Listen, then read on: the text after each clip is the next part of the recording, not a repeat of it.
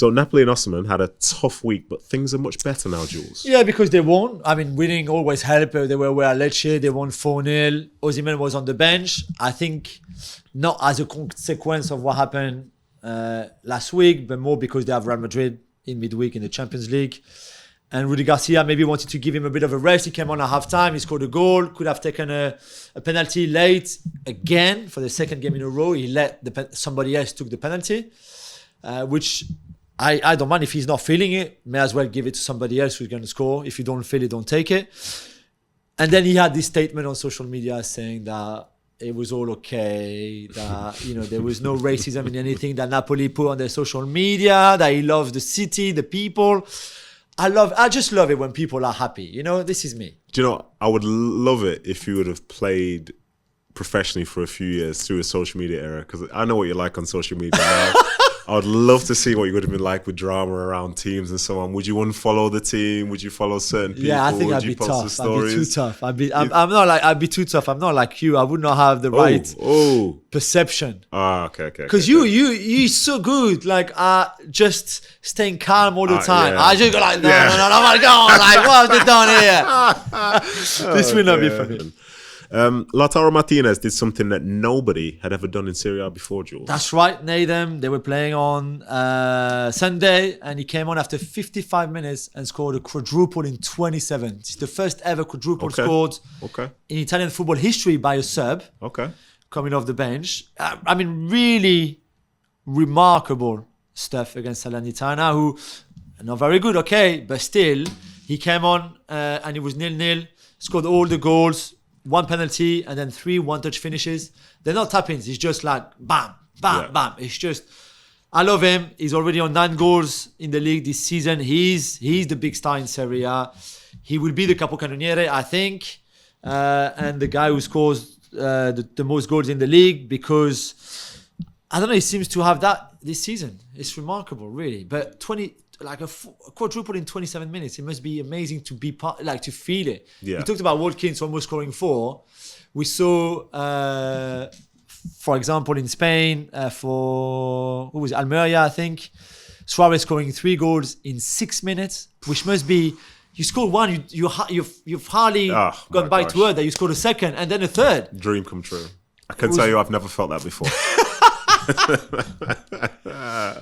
Incredible. And by the way, the poor Suarez then broke his leg, came off. His team drew 3-3 after being 3-0 up. But yeah, 4 in 27 minutes. Well done to Lautaro Martinez. Pretty amazing. Christian Pulisic scored again for Milan this weekend. When you see the current Chelsea wingers, Nedum, it's not looking good. Oh my gosh.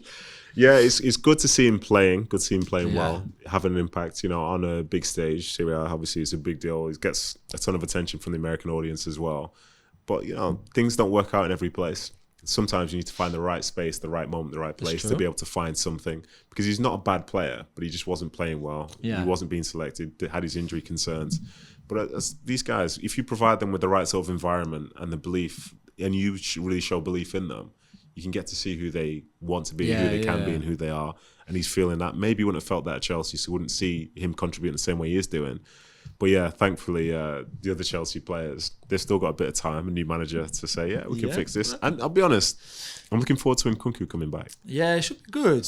When he comes back, and I don't know where he plays and where he fits. Just anywhere on that field. Well, I think needs to. They need something. But you imagine the responsibility, though, for him coming back. He's never played in the Premier League yet in his whole life. And then they would wait for him, like Maradona or Messi, saying, hey, here you go, change everything. Sometimes when things get so bad, just a new face can make a big difference. You're right. Can make a big, on this Milan win against Lazio, Rafael Leao was amazing. So he provided the 2 assists, the 2 goals. Have you ever played against a winger? I mean, you were more as a centre back anyway, but when you've played at right back against a winger that was just so good that you just wanted the game to finish, in a way, like halfway through you thought, oh my God, how many more minutes?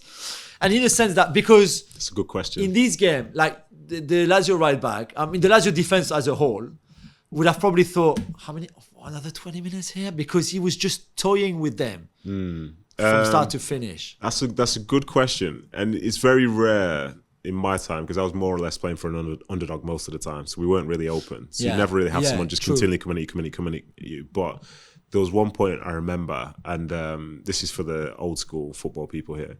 We were playing against Jose Mourinho's Chelsea, and I was playing against Damien Duff. Yeah. And then he was obviously having a good game, whatever, I was doing fine. But then substitutes board went up, and on was coming Iron Robin for Damien Duff. And I thought, oh my gosh. And the other one I've got to mention actually was, I think I've said this story before, playing under 21s. Yeah, I think I know the one. One Frank Ribery on the field. Everyone else was just an under 21, good players and whatever. And then there was Frank Ribery. Like wherever he went, he did whatever he wanted. I was just very relieved to see the back of him on that day, to say the very least. So there was no winner between Atalanta and Juventus on Sunday, Jules. No, and I just wanted you to ask me to say how bad this game was. Tell me how bad this game was. This was bad so much that 2 hours of my life, Nedum, that I will never get back. I said that every time when I see a bad game this season on the show.